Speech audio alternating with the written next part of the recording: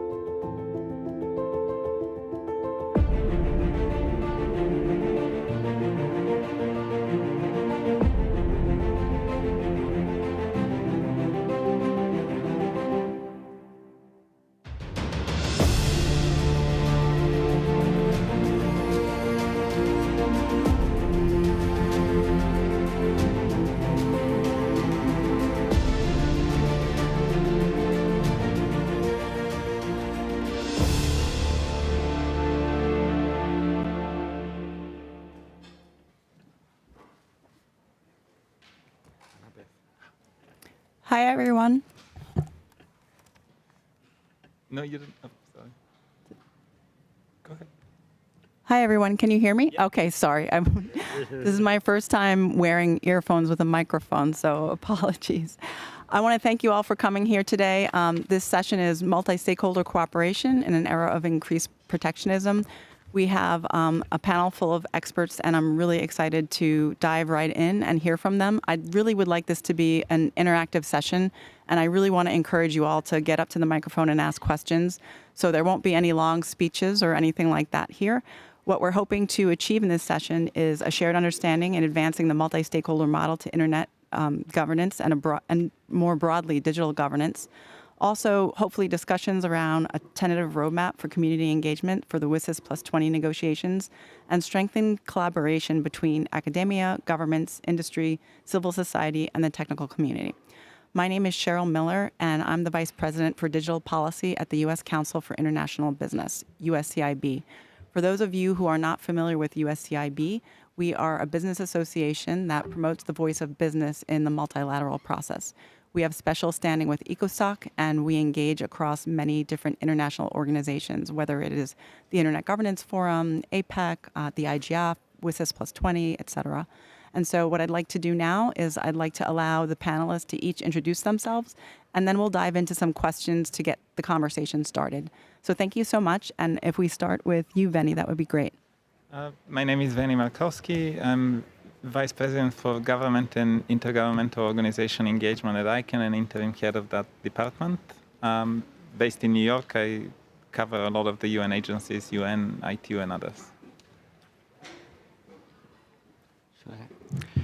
Hello everyone. I'm Jorge Cancio, Swiss government. Hello, everybody. My name is Tatiana Trupina, and I'm a senior advisor on institutional relations at Internet Society. Hi, I'm Jason Pilamar. I lead something called the Global Network Initiative, which is a multi-stakeholder organization working on free expression and privacy in the tech sector. Good afternoon, everyone. My name is Anne-Marie Inktoft-Melkor, and I'm the Danish Tech Ambassador. Hi, everyone. I'm Flavia Alves, Director of International Organizations for Meta Platforms. Thank you. So I think for the benefit of some of the newcomers in the room, I'll just say a couple of words just with respect to the history of WSIS and IGF. So the World Summit on the Information Society is coming up for its 20-year review. And through this process, it really laid out and established the multi-stakeholder model that we have today, and it helped to create the Internet Governance Forum. It helped to create the Committee on Science and Technology for Development, CSTD. For those of you who are new, you may be hearing all these acronyms, and I know it can be overwhelming, so we're going to do our best to spell out those acronyms as we go along.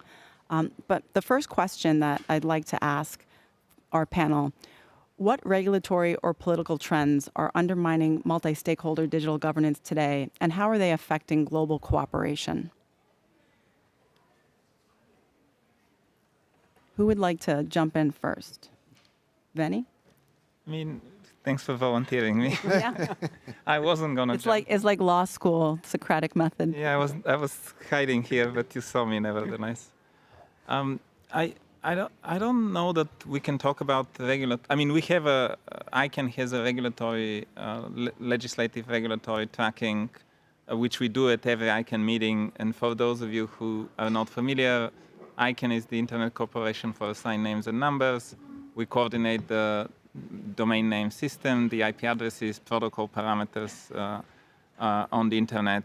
And we have three times a year we have public meetings, and they're all accessible. There is recording from every session, and you guys can go and take a look at it, including it on our LegReg tracking.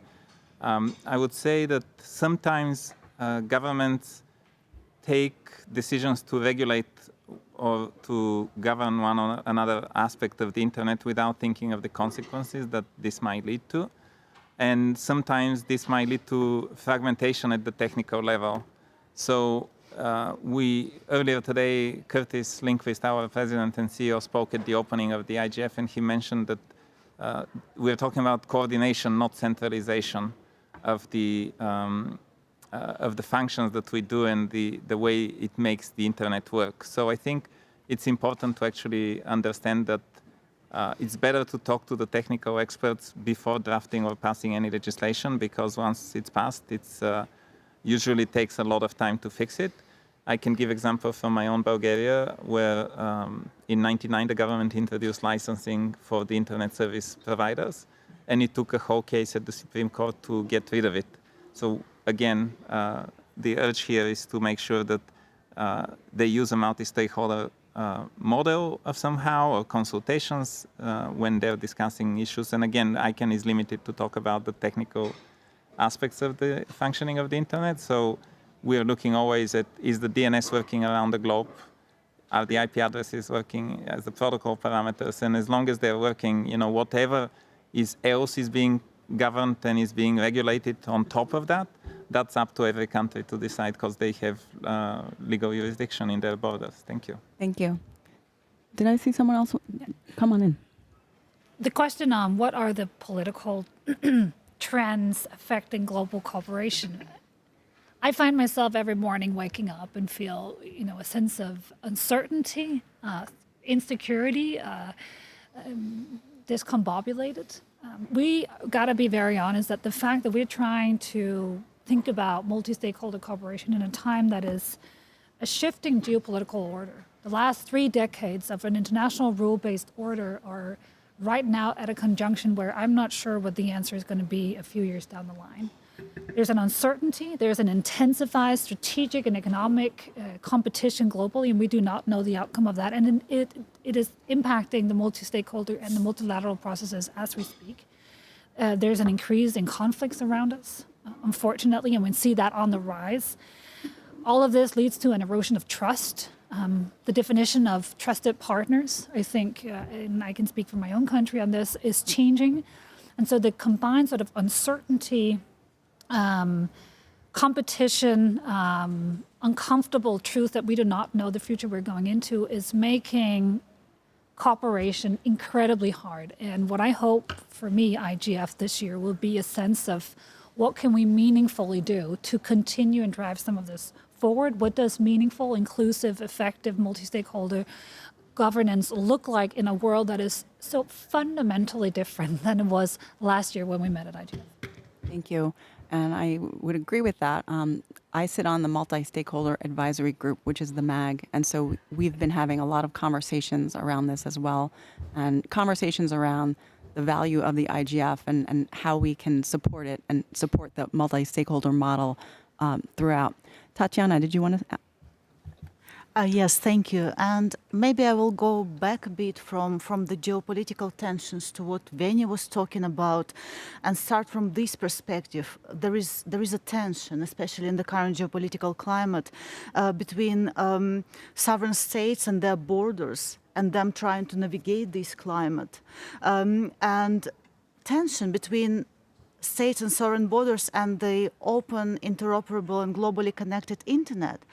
And when Veni was talking about regulation, especially regulation on the top of this network, we can recognize that states do have very valid concerns, for example, about security, safety of their citizens, online harms, crime, as well about their autonomy.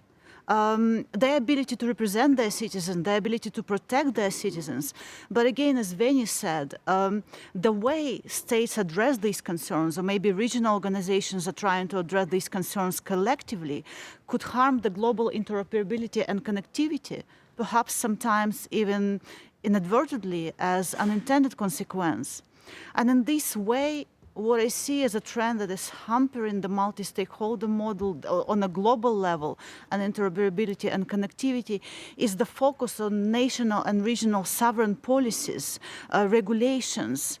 And it's not only about affecting the internet, it also affects the global cooperation, because when you are focusing on your territory, you're losing this global picture.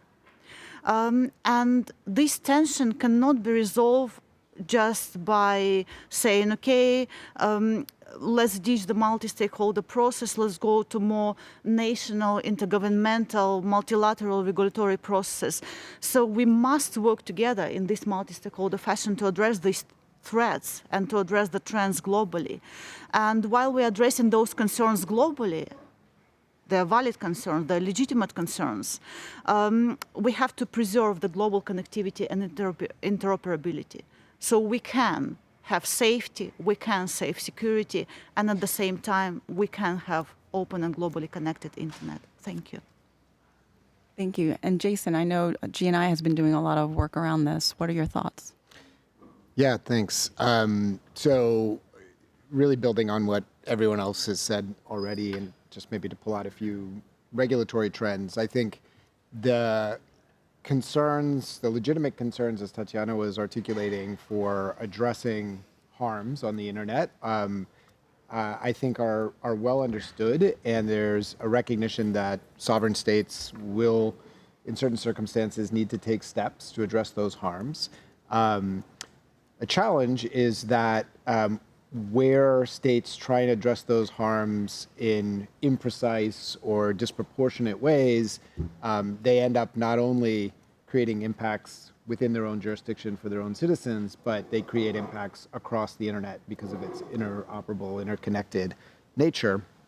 So, you know, examples like network blocking or even network shutdowns, you know, attempts to take censorship deeper and deeper into the technology stack are sort of examples of that trend. On the other hand, there are more appropriate, more proportionate efforts that have been, that are being developed. The Digital Services Act in the EU, the Online Safety Act in the UK. These are not perfect, but they do at least attempt to address the content layer of the internet in a way that recognizes that not every platform has the same business model, not every platform has the same risk profile, the same user base. And so they center on risk management frameworks that allow for a degree of flexibility. And those approaches, I think, have more promise and do less damage to sort of the fundamental layers of the internet architecture.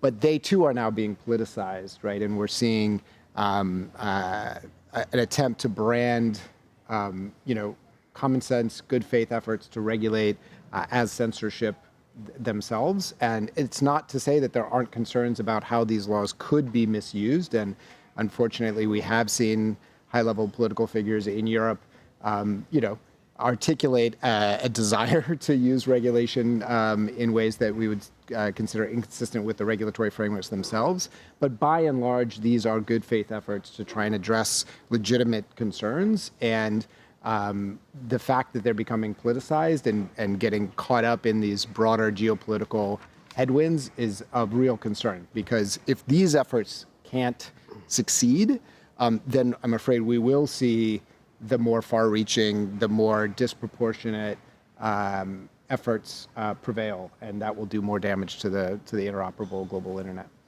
And then this makes the business environment particularly very, very difficult. Flavia, from Meta's perspective, how is this having an impact?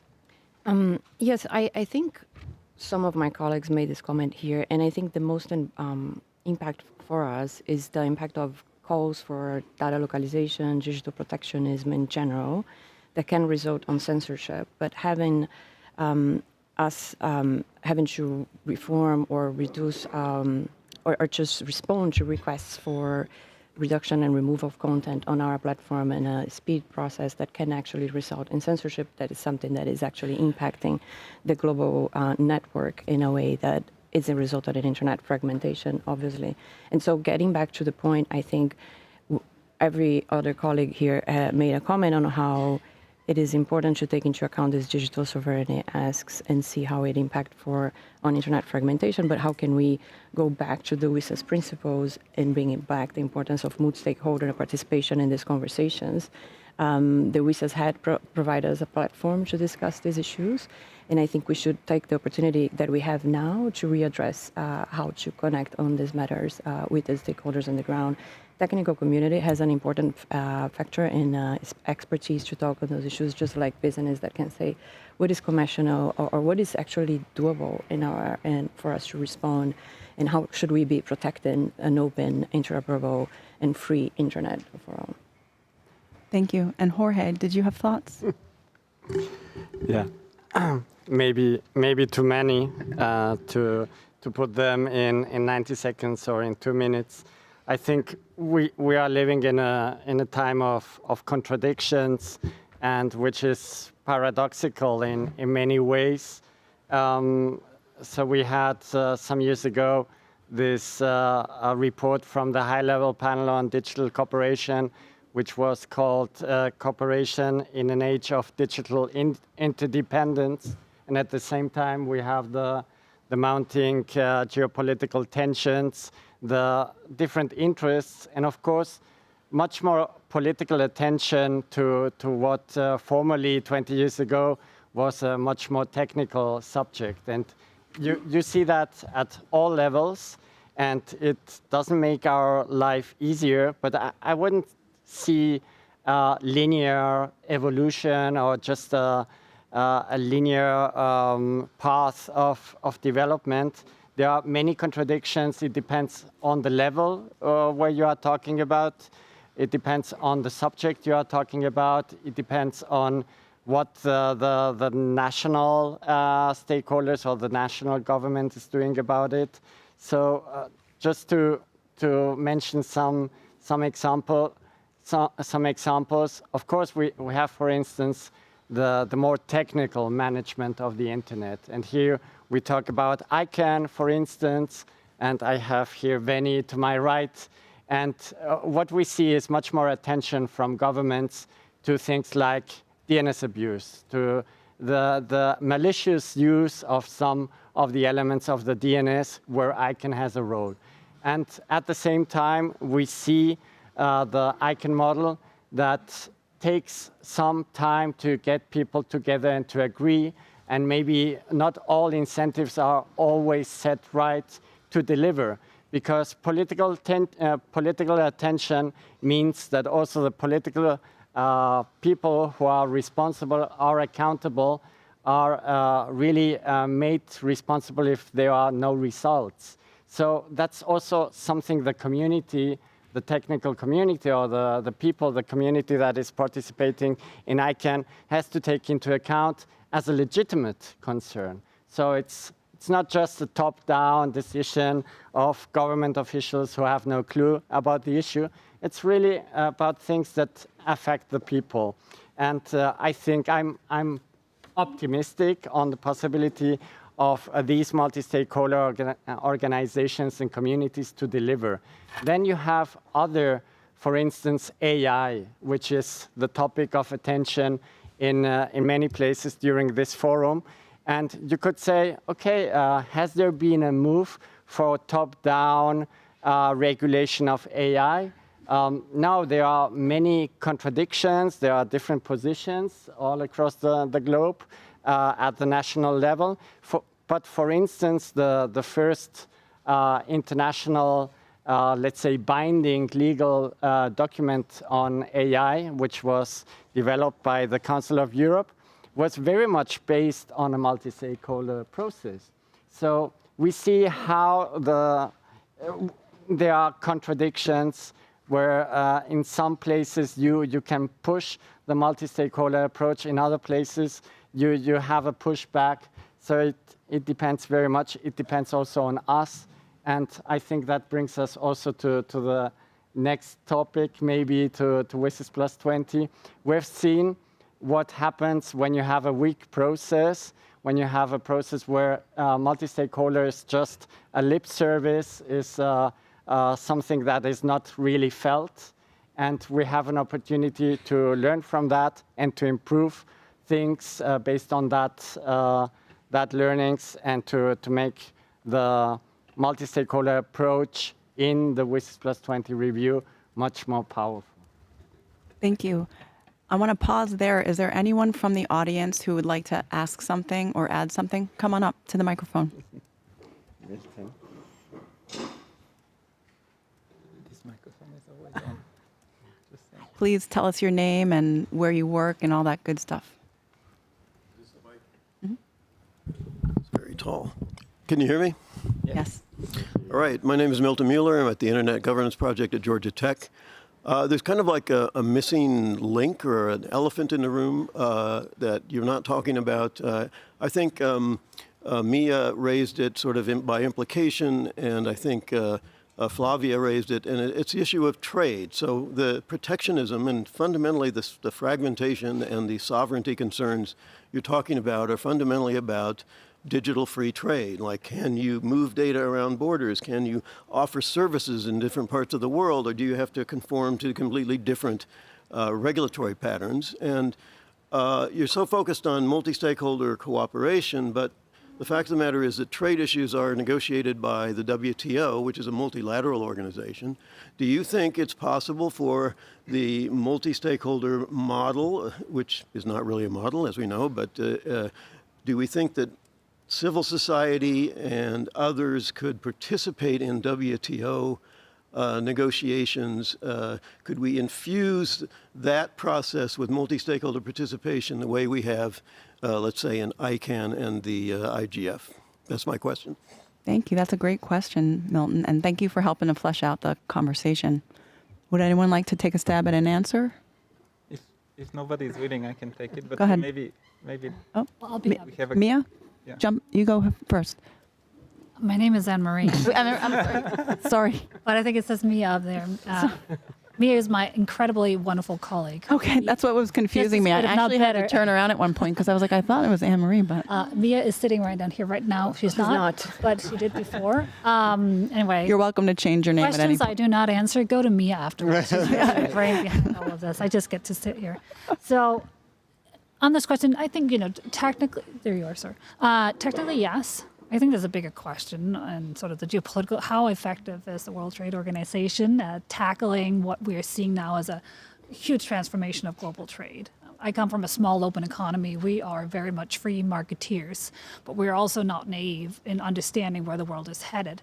And I think in that sense, it is critical to not think of the IGF, multi-stakeholder internet governance, going on over here, where we're all about free open internet, which is, let's be honest, that is not entirely how the world already looks today, right?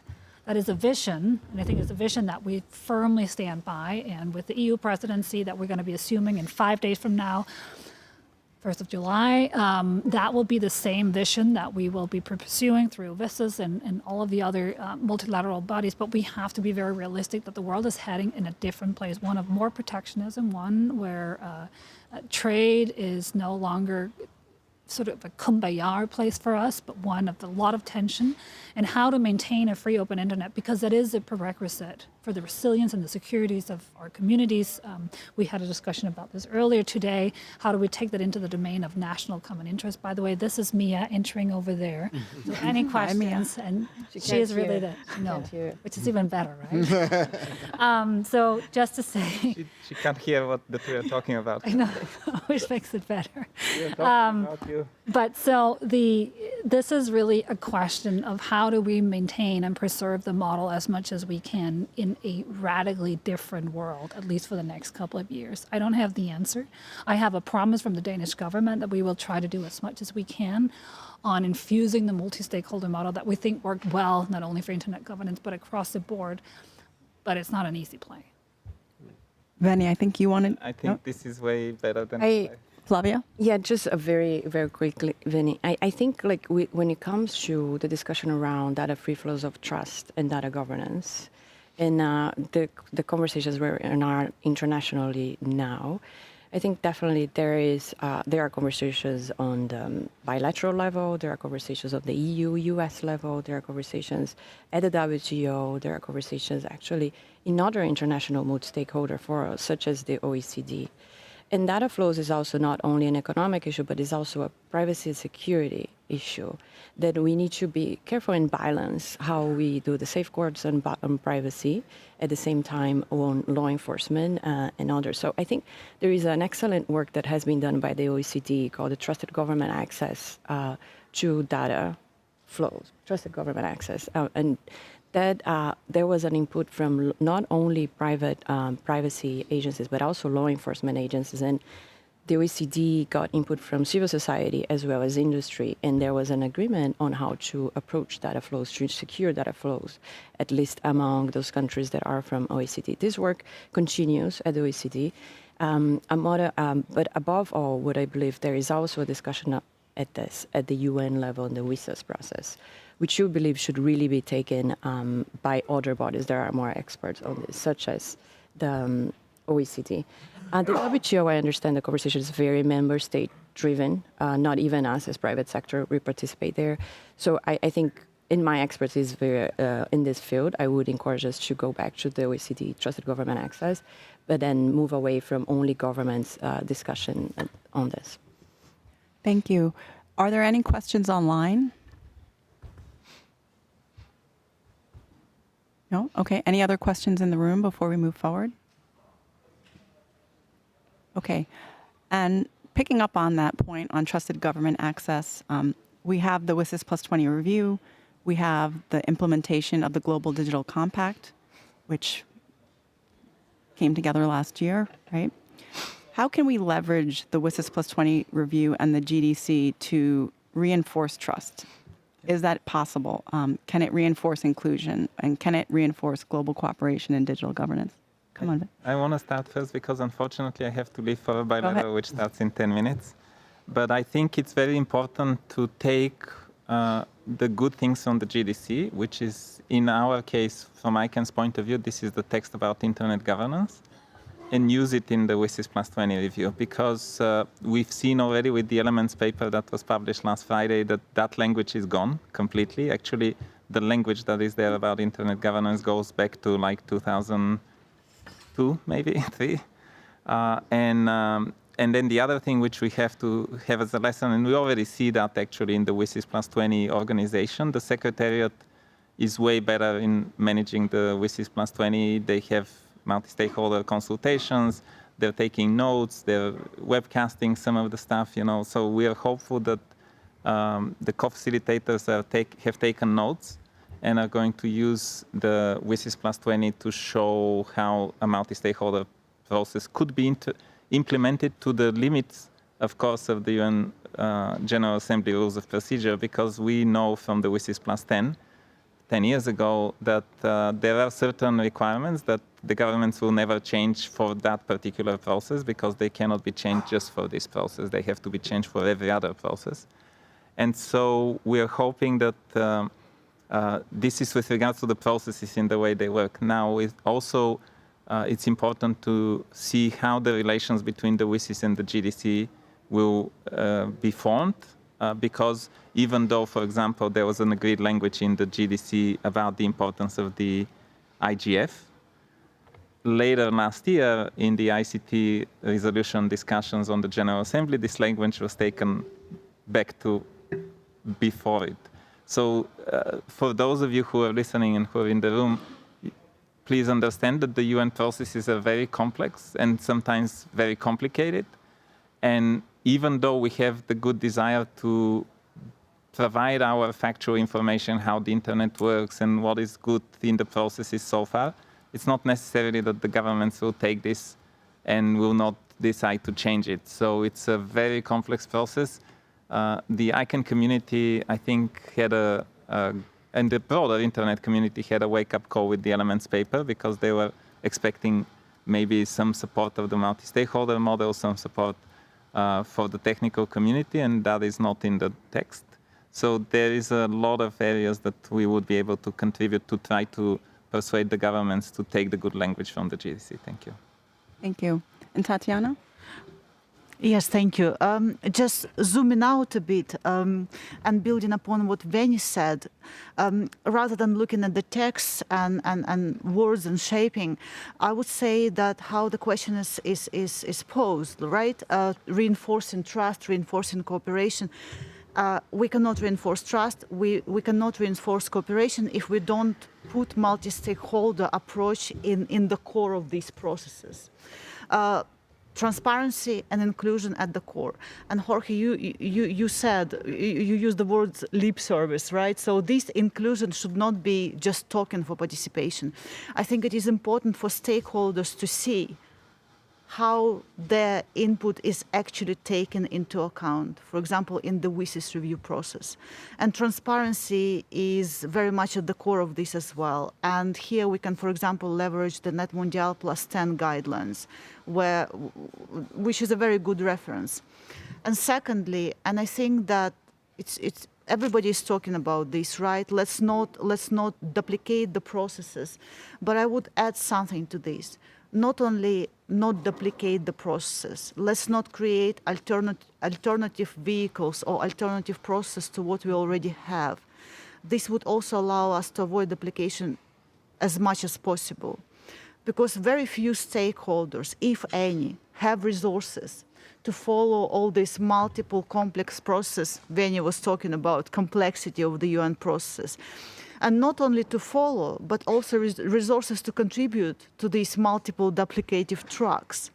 So in this regard, and I think I've heard some discussions already happening here, how the IGF and national and regional initiatives can be leveraged as a good vehicle for continuing the WSIS, for strengthening the WSIS implementation and the promise of the WSIS, but also being used as a vehicle for the GDC implementation within the WSIS process. Again, they're very well positioned to address any issues within the GDC, and there are already existing channels. And any alternative process will significantly undermine this multi-stakeholder collaboration and participation. Also, with regard to IGF being such a vehicle, it should not become an avenue to sideline non-governmental stakeholders. When governments are discussing the GDC implementation or WSIS somewhere else, and other stakeholders are coming and discussing at the IGF. No, they should be brought together. And in this regard, the IGF as an avenue should be strengthened as open, inclusive platform. At the same time, the WSIS and the GDC implementation should become more transparent, more open, and more inclusive. So this is a mutual process. Thank you. Thank you. And Jason, I know that the Global Network Initiative has been quite involved in the WSIS Plus 20 discussions and the Global Digital Compact. What do you think? Yeah, just to kind of synthesize a little bit, maybe what Veni and Tatiana was just saying, I think there is good text in the GDC that it would be helpful to see reiterated and underscored in the WSIS. However, the WSIS process has been around for 20 years. It sets out a very broad and I think fairly politically sophisticated approach to global cooperation around the internet and internet governance. The GDC is very new. It's a process driven by a relatively new office in New York, and that was facilitated and negotiated really in New York, which within the UN system is a very different operating environment than Geneva and some of the other centers of conversation multilaterally. So there's a real concern if the WSIS process essentially becomes transformed into GDC implementation rather than the WSIS being seen as a way to incorporate the objectives of the GDC into an existing process that is built with multi-stakeholder purchase and participation. So I hope that we can see those sort of textual references echoed into the WSIS, but without fundamentally changing kind of the locus or the process that WSIS has embodied and hopefully will continue to carry forward. Thank you. And Flavia, I know that Meta and many other businesses have been really involved in the WSIS since its inception, as well as the Global Digital Compact. What do you think? Do you agree?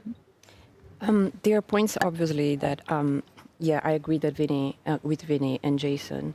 And so I think if I can step a bit, with regard to the WSIS in general, I think it's important for us to look at the process and the WSIS review right now. And so first we need to see and make sure this process is predictable, is transparent, and is inclusive. So to the extent that there are consultations, that there are papers, that we need to have enough time to be able to reiterate and connect between civil society and industry and others to submit comments. And those comments should actually be taken into account. And I think that's the process that we think should be established. We see a lot of good intention, and it sounds like co-facilitators are trying as much, and so we should continue to reinforce that. But then it comes with regard to the WSIS plus 20 resolution per se. And I think there is a critical opportunity for us to again reinforce the multi-stakeholder governance framework that we have seen for internet governance in general, and we should take advantage of that again and do so. For instance, the definition of internet governance for some might be not an issue right now. We've just heard something about like maybe the G77 are not necessarily concerned with internet governance.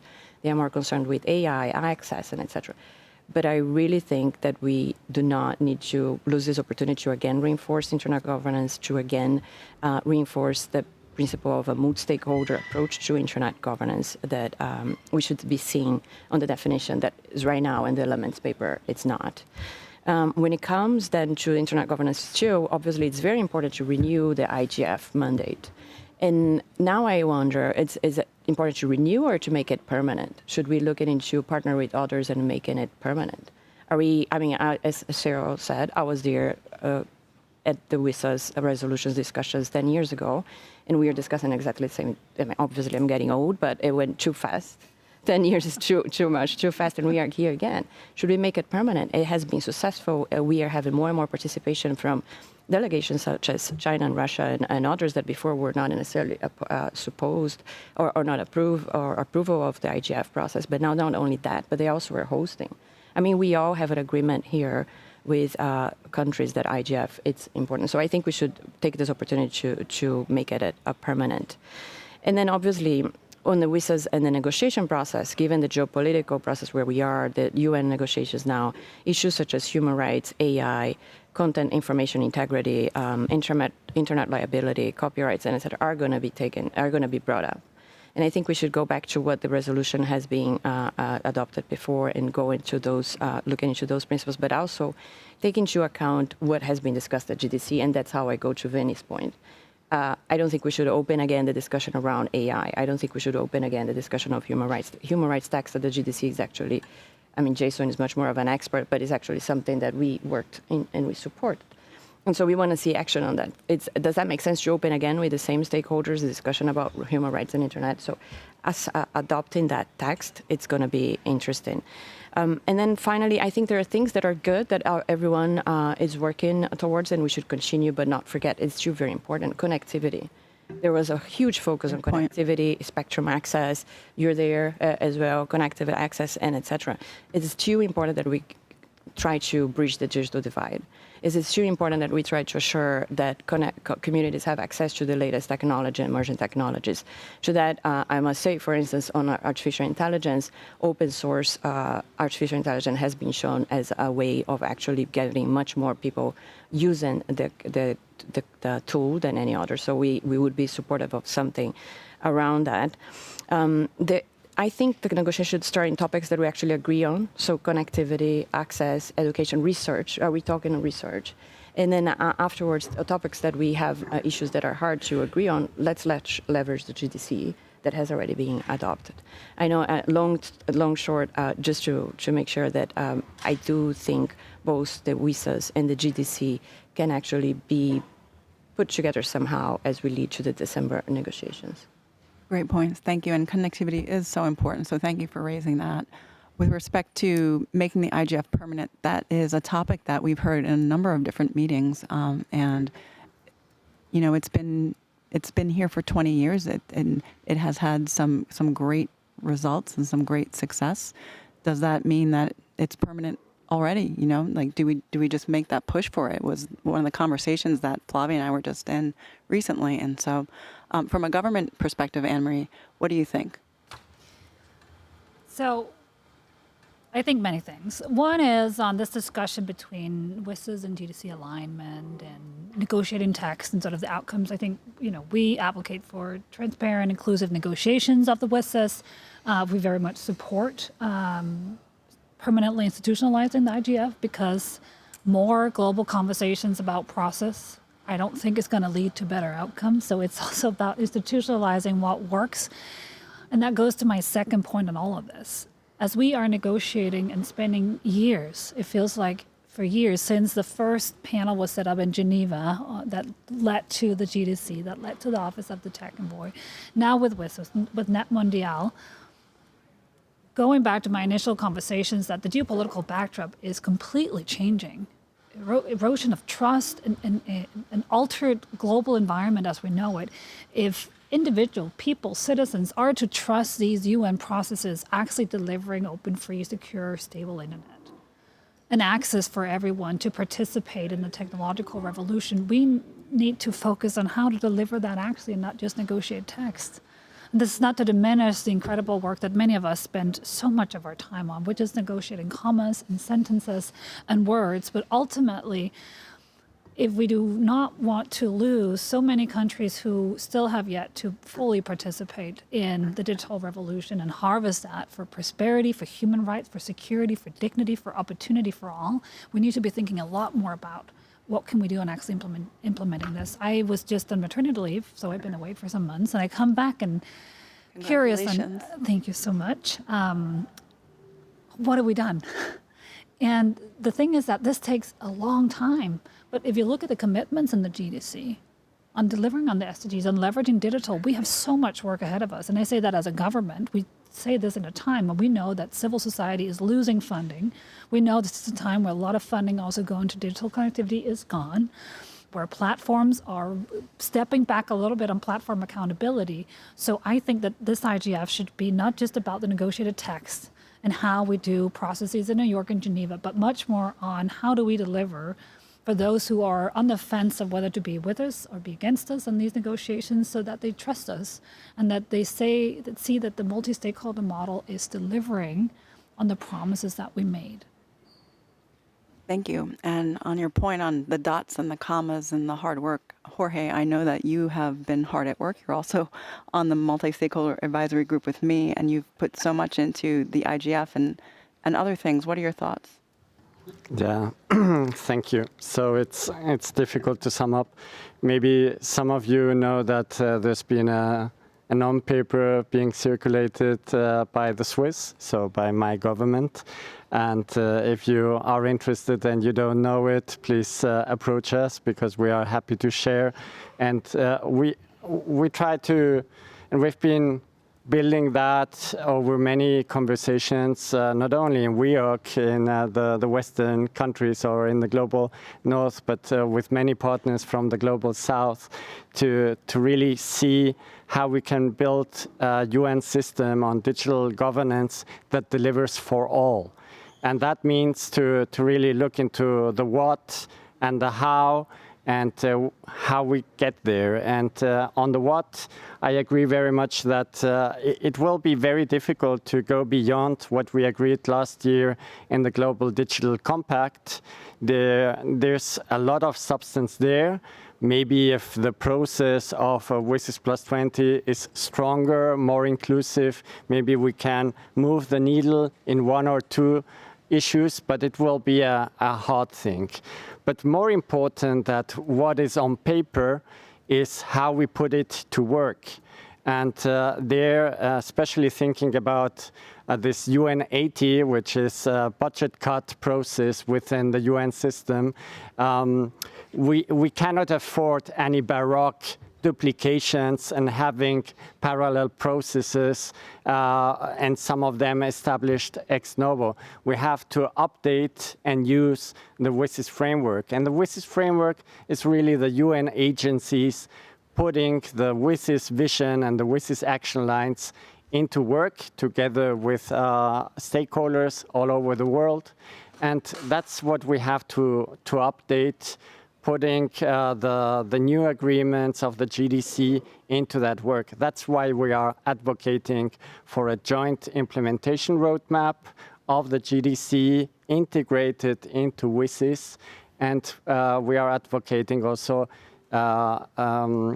to update the existing WSIS architecture, which is different UN bodies and UN structures, to instill them with a multi-stakeholder approach, to include stakeholder participation in the different steps of the work of the United Nations in this field, and of course, of improving and strengthening the IGF, making it permanent with a stable funding, a mixed funding, voluntary contributions, but also UN contributions. And that will be a hard fight. But we are not talking about tens of millions. We are talking about a couple of millions, so it's doable.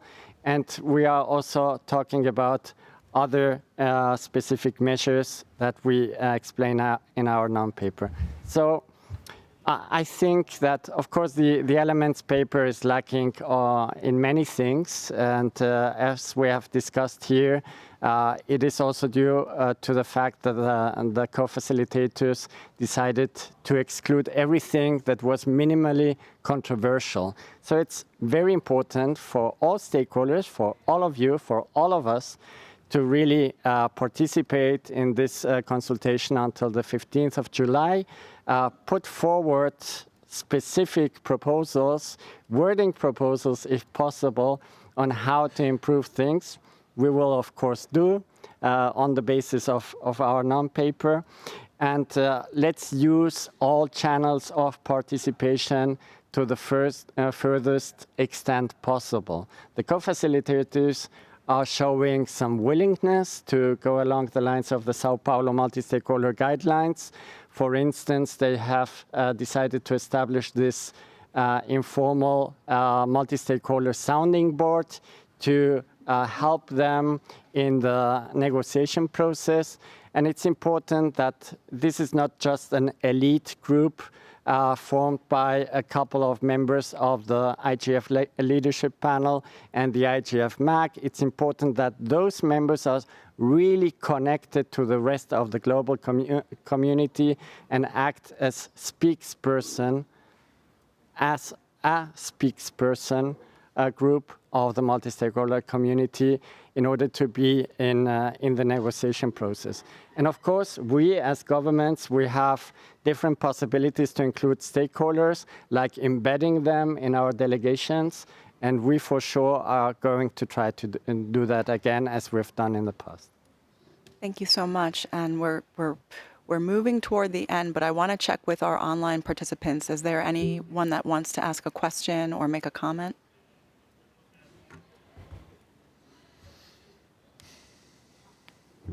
No?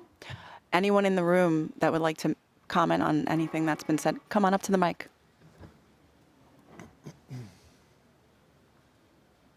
If you can just let us know your name and who you're with, that'd be great. Thank you very much. Juan Ortiz, PhD candidate at USC. I feel another elephant in the room is perhaps the inequality within the network currently, that we have massive companies. If you put Google and YouTube together, they have the same amount of clicks as the next 48 websites put together. We have a massive inequality in the distribution of value of being together.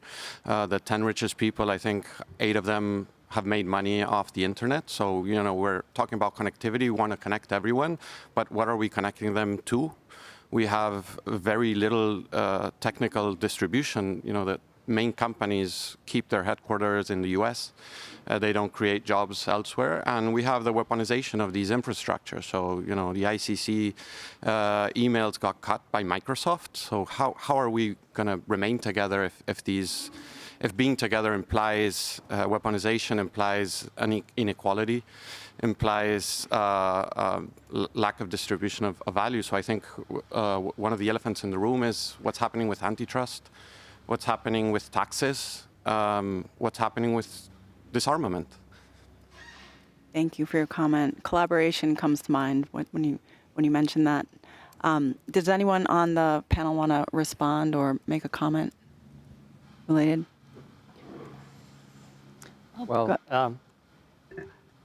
I wished I had the response to that, and but I think it's important if we are talking about multi-stakeholder approach, and you look into the Sao Paulo multi-stakeholder guidelines, which were adopted last year.